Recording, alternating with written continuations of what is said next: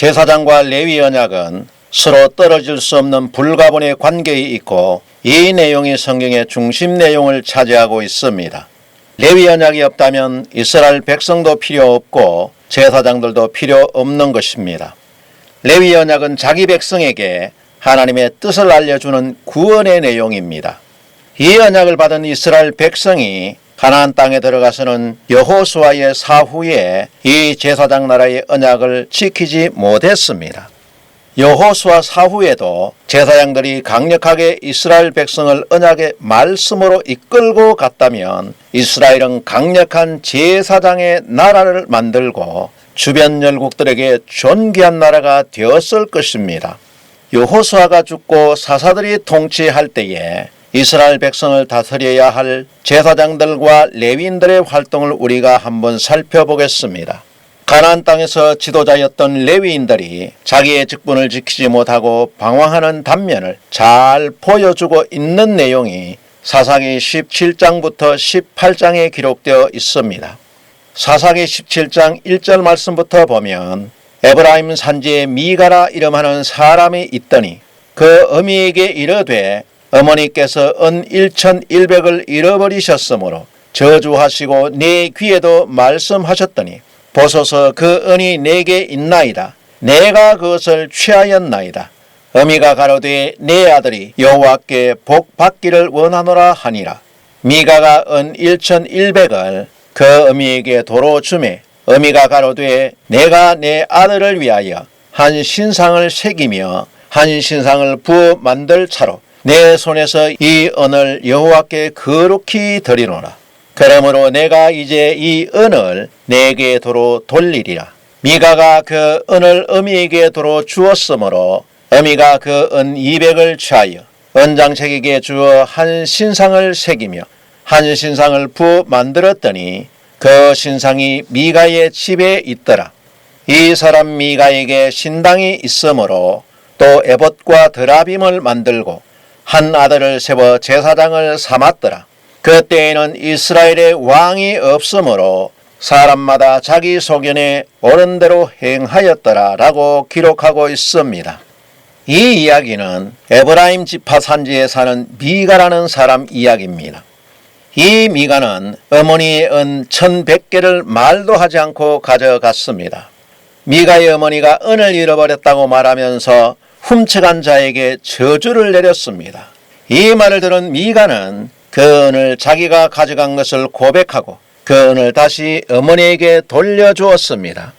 미가의 어머니는 아들이 가지고 온 은을 아들에게 돌리고 그리고 미가의 어머니는 말하기를 자기가 이 은으로 아들을 위해서 신상을 만들 것이라고 말을 합니다. 이 말을 들은 미가는 어머니의 말대로 은 중에서 200개를 취해서 한 신상을 부어 만들었습니다. 그리고 신상으로 점치기 위해서 신상과 함께 에봇과 드라빔도 만들고 자기 아들 중 한 명을 제사장으로 세웠습니다. 당시에는 이스라엘 땅의 백성을 다스리는 지도자가 없었기 때문에 자기들 소견에 옳은 대로 신앙생활했고 레위인이 아니어도 제사장으로 활동을 했습니다. 이런 것은 이스라엘 땅에 하나님의 율법이 사라졌다는 것을 잘 대변해 주는 것입니다. 이 말은 제사장들과 레위인들의 역할이 없었다는 것을 말해주고 있습니다. 이렇게 제사장이 아니라도 에봇과 우상을 만드는 일은 이스라엘 땅에서 빈번하게 있었습니다.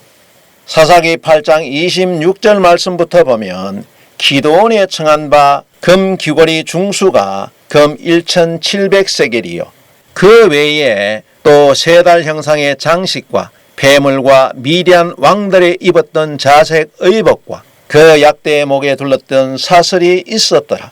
기드온이 그 금으로 에봇 하나를 만들어서 자기의 성읍 오보라에 두었더니 온 이스라엘이 그것을 음란하게 위함으로 그것이 기드온과 그 집의 올무가 되니라 라고 말씀하고 있습니다.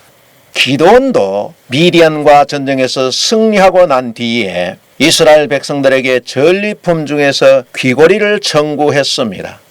백성들에게 받은 귀걸이의 무게가 금 1700세겔이었습니다. 기드온도 이 금으로 에봇을 만들어서 자기 고향 오브라에 두었습니다. 자기 소견에 옳은 대로 하나님을 믿었던 이스라엘 백성은 기드온과 미가뿐만 아니라 많은 백성이 이같이 하나님을 믿었다는 것입니다.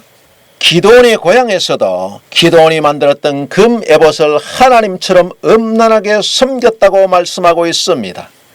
모세와 여호수아가 없어진 가나안 땅에서 자기의 뜻대로 자기 마음에 맞는 신들을 엄란하듯 섬기고 하나님을 떠난 것입니다.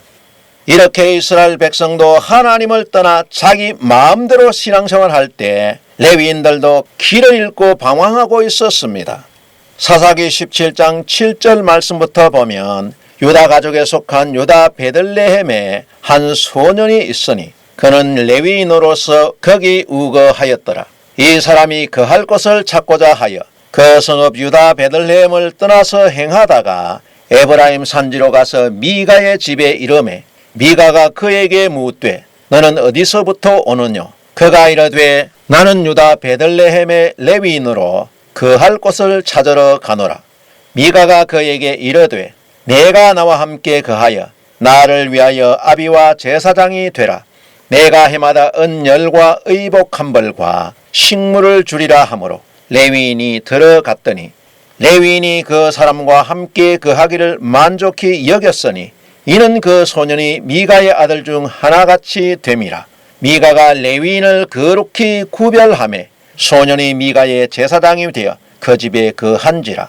이에 미가가 가로되 레위인이 내 제사장이 되었으니 이제 여호와께서 내게 복을 주실 줄을 아노라 라고 말을 했습니다.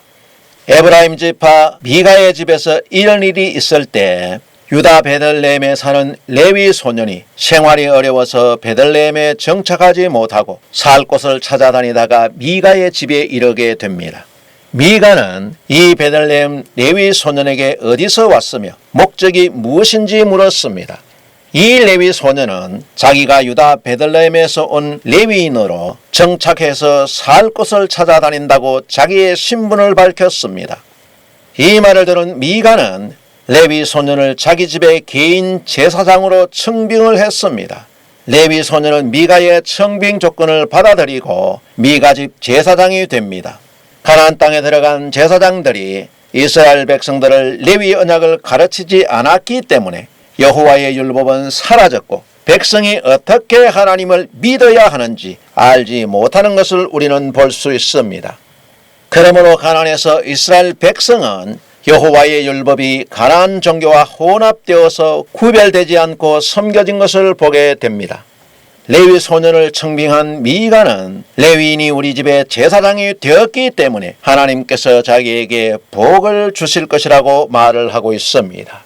이 미가의 고백과 다르게 미가가 만든 우상과 에봇과 드라빔과 제사장을 단지파 사람들에게 통째로 강탈당하게 됩니다.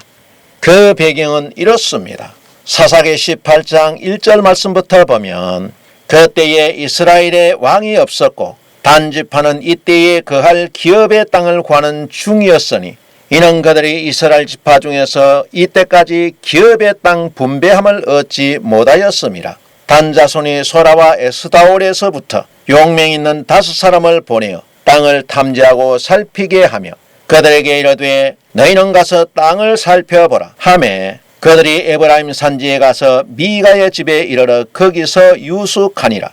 그들이 미가의 집에 가까이 올 때에 레위 소년의 음성을 알아듣고 거리로 돌이켜 가서 그에게 이르되 누가 너를 이리로 인도하였으며 내가 여기서 무엇을 하며 여기서 무엇을 얻느냐. 그가 그들에게 이르되 미가가 여차여차히 나를 대접하여 나를 고빙하여 나로 자기 제사장을 삼았느니라.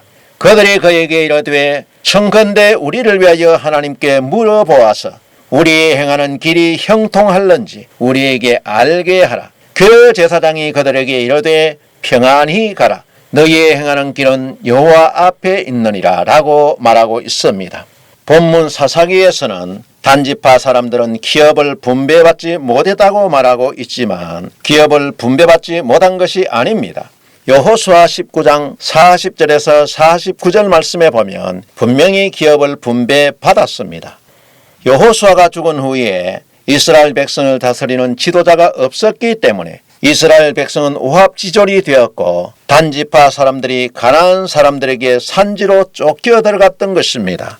그래서 사사기 1장 34절 말씀에 보면 아모리 사람이 단 자손을 산지로 쫓아들이고 골짜기에 내려오기를 용납지 아니하고 라고 말씀하고 있습니다. 아모리 사람들에게 쫓겨난 단지파 사람들이 살 곳이 마땅치 않아서 다른 정착지를 찾아다닌 것입니다. 이 단지파의 염탐군들이 사람들이 갈 곳을 찾아다니는 중에 에브라임의 미가 집에 유숙하게 된 것입니다.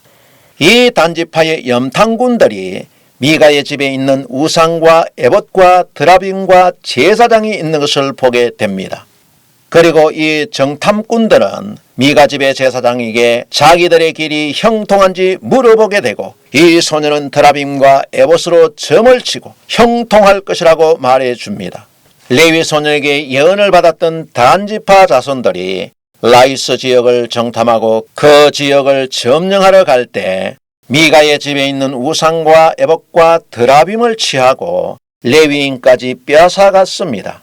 우상과 드라빔이 있어야 하나님을 믿고 복을 받는 일이라고 믿었기 때문입니다. 사사기 18장 17절 말씀부터 보면 땅을 탐지하러 갔던 5사람이 거리로 들어가서 새긴 신상과 에봇과 드라빔과 부어 만든 신상을 취할 때에 제사장은 병기를 띤 600명과 함께 문 입구에 섰더니 그 5사람이 미가의 집에 들어가서 그 새긴 우상과 에봇과 드라빔과 부어 만든 신상을 취하여 내매 제사장이 그들에게 묻되 너희가 무엇을 하느냐? 그들이 그에게 이르되 잠잠하라. 내 손을 입에 대라. 우리와 함께 가서 우리의 아비와 제사장이 되라.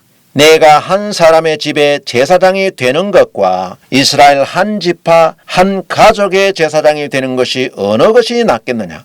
제사장이 마음에 기뻐하여 에봇과 드라빔과 새긴 우상을 취하고 그 백성 중으로 들어가니라 라고 기록을 하고 있습니다.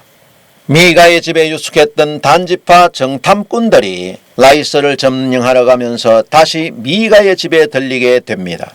단지파의 군대는 미가의 집에 이르러서 제사장과 함께 문 밖에 서 있었습니다. 그리고 정탐하러 왔던 5명은 미가의 집에 있는 에봇과 우상과 드라빔을 취하여 냅니다. 이것을 본 레위 소녀는 말하기를 신상들을 왜 가져가느냐고 물었을 때 단지파 사람들은 말하기를 여기 미가의 개인집 제사장이 되는 것보다 우리와 함께 가서 한 지파의 제사장이 되는 것이 더 낫지 않느냐고 말합니다. 이 말을 들은 레위 소녀는 한 지파의 제사장으로 성격이 되는 것을 기뻐하고 단지파를 따라가게 됩니다. 사사기 18장 27절 말씀부터 보면 단자손이 미가의 지은 것과 그 제사장을 취하고 라이스에 이르러 한가하고 평안한 백성을 만나 칼날로 그들을 치며 불로 그 성읍을 사르되 그들을 구원할 자가 없었으니 그 성읍이 베드르호 가까운 골짜기에 있어서 시돈과 상거가 멀고 상종하는 사람도 없었음이더라. 단 자손이 성읍을 중건하고 거기 거하며 이스라엘의 소생 그 조상 단의 이름을 따라 그 성읍을 단이라 하니라. 그 성읍의 본 이름은 라이스더라. 단 자손이 자기를 위하여 그 새긴 신상을 세웠고 모세의 손자 게르손의 아들 요나단과 그 자손은 단 지파의 제사장이 되어 이 백성이 사로잡히는 날까지 이르렀더라 라고 말씀하고 있습니다. 단지파 자손이 라이스를 점령하고 그 지역을 단이라고 고치고 그곳에 신당을 만들었습니다. 그 신당에 미가의 집에서 강탈한 신상을 세우고 미가의 집에서 데려온 신전 제사장도 세웠습니다. 유다 베들레헴에서 떠나 단지파의 제사장이 된 사람은 모세의 손자 게르손의 아들 요나단이었습니다. 이 요나단은 단지파의 제사장이 되어서 백성이 사로잡힐 때까지 있었다고 기록하고 있습니다. 단 자손들이 사로잡힌 시기가 언젠지는 분명하지 않습니다. 어떤 사람은 이 단지파가 북쪽으로 이동하면서 한반도에 도착해서 고조선을 세웠다고 주장하면서 한국 사람들이 동방의 선민이라고 말하는 사람도 있습니다. 그러나 이런 주장은 일고의 가치도 없는 말들입니다. 이 드라빔은 사람 모양으로 만든 우상입니다. 금, 은, 동, 철, 나무 등으로 깎아 만든 점치는 가나안 신입니다. 가나안에 들어간 이스라엘 백성은 이방인들의 우상 풍속에 동화되었습니다. 그리고 이 드라빔을 앞날을 점치는 신으로 섬겼습니다. 실로에는 성막이 있었고 제사장들도 있었습니다. 그러나 그 외에 다른 지역에서는 자기 마음대로 제사장이 될 수도 있고 우상을 섬길 수 있는 것을 보게 되면 제사장들이 이스라엘을 제대로 통치하지 못하고 있다는 것을 알 수 있습니다. 제사장의 언약이 사라진 가나안 땅에서 레위인들도 자기들이 할 일이 무엇인지 알지 못했고 우상의 제사장이 되어서 우상을 섬기고 있는 것입니다. 제사장 나라의 레위 언약이 사라진 가나안 땅에서 레위인들도 자신들이 어떤 일을 해야 하는지 알지 못했고 우상의 제사장이 되어서 우상을 섬기고 있는 것입니다. 이스라엘 백성은 율법을 가르치는 레위인들이 없었기 때문에 미가가 자기 집에 우상을 만들고 섬긴 것처럼 자기 소견에 오른 대로 신앙생활을 할 수밖에 없는 것입니다. 레위 언약을 배우지 못한 이스라엘 백성은 드라빔 신앙과 여호와의 신앙을 분간하지 못했고 여호와의 신앙과 우상을 겸해서 섬겼던 것입니다. 다윗이 제사장 나라를 완성할 때까지 약 400년간 이스라엘 사회 속에 섬겨졌던 이 드라빔 신앙은 이후에도 이스라엘 사회 속에서 없어지지 않았고 개인적인 신앙으로 계속 점치는 신으로 섬겨졌습니다.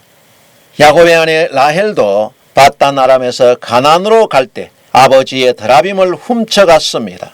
이스라엘 백성이 출애굽 후에 가나안 땅에 들어갔을 때도 이러한 드라빔 신앙이 가나안 사회 전반적으로 섬겨지고 있었습니다. 초대 이스라엘 왕 사울도 점치는 신앙을 가지고 있었습니다. 그래서 자기가 위기에 처하자 엔돌에 신접한 여인에게 점치러 갔습니다. 그래서 사울의 딸 미갈도 아버지의 신앙을 본받아서 다윗의 아내가 되었을 때도 자신을 보호하기 위해서 드라빔과 같은 우상을 소지하고 있었던 것을 우리가 볼 수 있습니다. 사무엘상 19장 13절에 보면 미갈이 우상을 취하여 침상에 뉘고 염소털로 엮은 것을 그 머리에 씌우고 의복으로 그것을 덮었더니 라고 기록을 하고 있습니다. 미갈은 아버지 사울이 남편 다윗을 죽이려는 것을 알고 다윗을 미리 도망가게 했습니다. 그리고 다윗의 침상에 미갈이 가지고 있었던 드라빔 우상을 눕히고 그 우상의 머리에 염소털로 덮었던 것입니다. 사사기 시대부터 있었던 이 드라빔 신앙은 이스라엘 사회 속에서 없어지지 않았고 요시야의 종교 개혁 때까지 있었습니다. 열왕기하 23장 24절에 요시야가 또 유다 땅과 예루살렘에 보이는 신접한 자와 박수와 드라빔과 우상과 모든 가증한 것을 다 제하였으니 이는 대제사장 hil기야가 여호와의 전에서 발견한 책에 기록된 율법 말씀을 이루려 함이라 라고 기록을 하고 있습니다. 요시야는 신접한 자들과 박수와 드라빔과 우상에 가증한 것들을 모두 제거했습니다. 그러나 이 드라빔 신앙은 요시야의 사후에 여전히 남아 있었습니다. 이 드라빔에 대해서 바벨론에서 돌아온 스가랴 선자는 이렇게 말씀하고 있습니다. 스가랴 10장 2절에 대저 드라빔들은 허탄한 것을 말하며 복술자는 진실치 않은 것을 보고 거짓 꿈을 말한 즉 그 위로함이 헛되므로 백성이 양같이 유리하며 목자가 없으므로 공고를 당하나니 라고 말씀하고 있습니다. 스가랴 선자는 말하기를 선지자들이 복술자가 되어서 드라빔을 향해서 점을 치고 진실치 않은 거짓말과 꿈을 말하기 때문에 백성들이 위로를 받지 못하고 또 이스라엘에 참된 목자가 없기 때문에 백성이 양같이 유리하고 공고를 당한다고 말씀하고 있습니다. 바벨론에서 돌아온 후에도 레위인들과 선지자들이 드라빔의 허탄한 것들을 의지하고 예언을 베풀었기 때문에 백성들이 의지할 말씀이 없다고 탄식하고 있는 것입니다. 모세의 후손 요나단은 제사장이 될 수 없는 일반 레위인이었지만 미가의 집에서 제사장의 일을 하면서 새긴 우상과 드라빔으로 점을 치는 우상의 제사장이 되었습니다.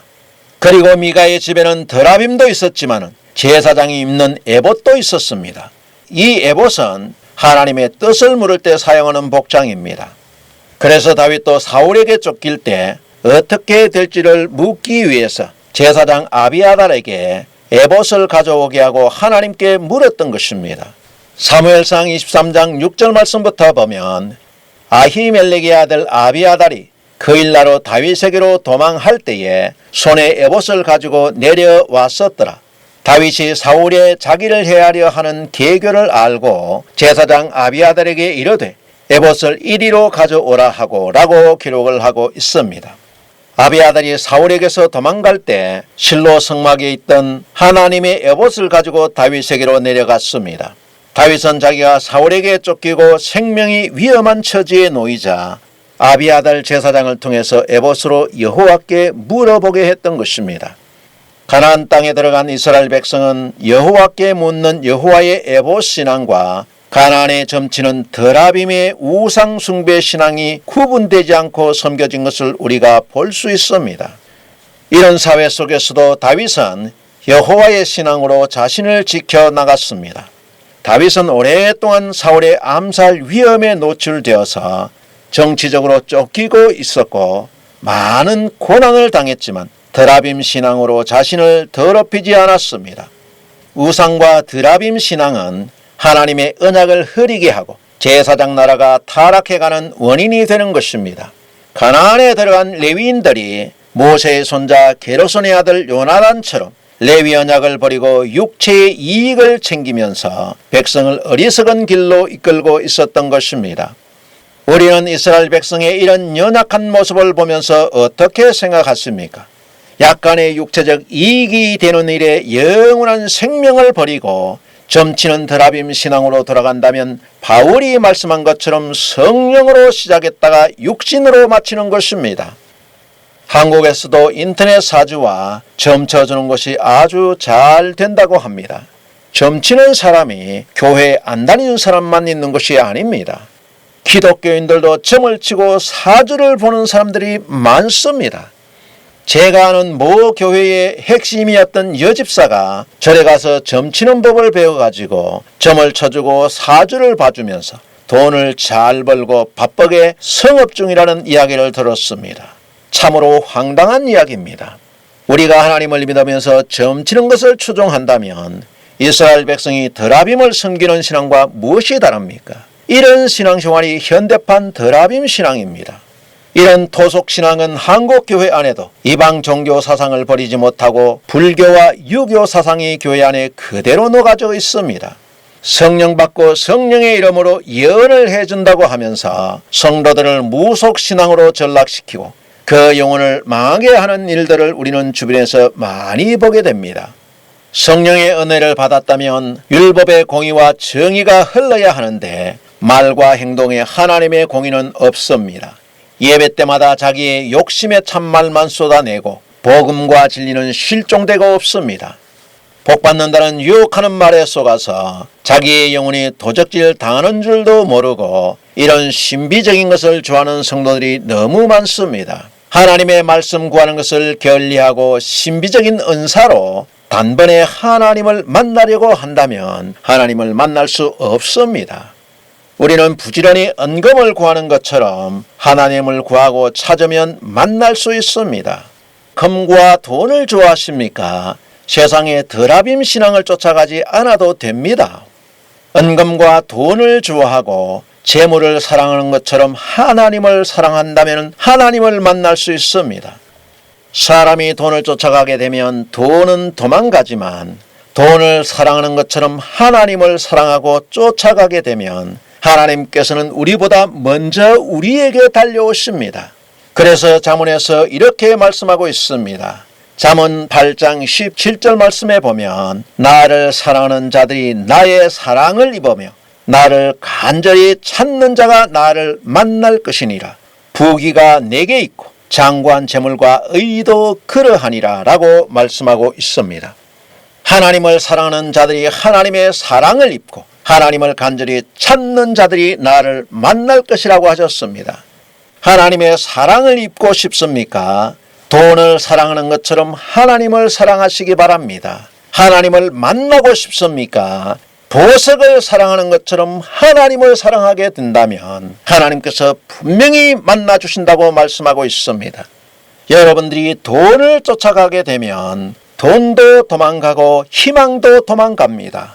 그러나 돈을 쫓아가는 것처럼 하나님을 사랑해서 열심히 하나님을 따라가게 되면 하나님께서 우리를 만나주시고 우리에게 복을 주시는 것입니다. 그 하나님께 부귀와 재물이 있다고 말씀했습니다. 여러분들이 부귀와 재물을 갖고 싶으면 먼저 하나님을 찾아야 합니다. 우리가 하나님을 만나지 못하고 가진 재물은 육체에는 약간의 이익이 될지 모르지만 그 재물이 천국 가는 길에는 걸림돌이 된다는 사실입니다. 하나님은 세상의 주인이십니다. 부귀와 재물 또한 하나님께 속하였습니다. 그러므로 우리는 하나님을 만나는 것이 먼저입니다. 여호와의 신앙을 버리고 가나안의 우상을 쫓아가는 이스라엘 백성들처럼 우리의 미래를 보여주고 미래를 알려준다는 거짓말에 속아서 우리의 영혼을 사망에게 내어주는 어리석은 성도가 되지 말아야 하는 것입니다. 하나님께서는 우리의 장래를 이렇게 말씀해주고 있습니다. 전도서 7장 13절 말씀부터 보면 하나님의 행하시는 일을 보라. 하나님이 굽게 하신 것을 누가 능히 곧게 하겠느냐. 형통한 날에는 기뻐하고 곤고한 날에는 생각하라. 하나님이 이 두 가지 일을 병행하게 하사 사람으로 그 장래일을 능히 헤아려 알지 못하게 하셨느니라 라고 기록하고 있습니다. 우리가 살아가면서 형통한 날에는 기뻐하고 어려움과 곤고한 날에는 깊이 생각하라고 했습니다. 형통한 날이 오면 기뻐서 계속 형통할 것처럼 생각하지만 내 생각과 다르게 갑자기 곤고하고 어려운 날도 오는 것입니다. 왜 그럴까요? 하나님께서는 이 두 가지 일을 인생에게 병행해서 주셨습니다.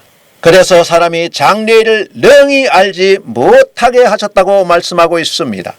하나님께서 형통함과 고난 속에 감추어 놓은 장래의 일을 열심히 드라빔 우상에게 물어도 허탄한 거짓말만 듣게 되는 것입니다. 하나님께서 굽게 한 곤고함을 사람이 인위적으로 곧게 할 수 없다는 말씀입니다. 그러므로 곤고한 날에는 깊이 하나님의 뜻을 생각하고 하나님 앞에 겸손히 무릎을 꿇는 것입니다.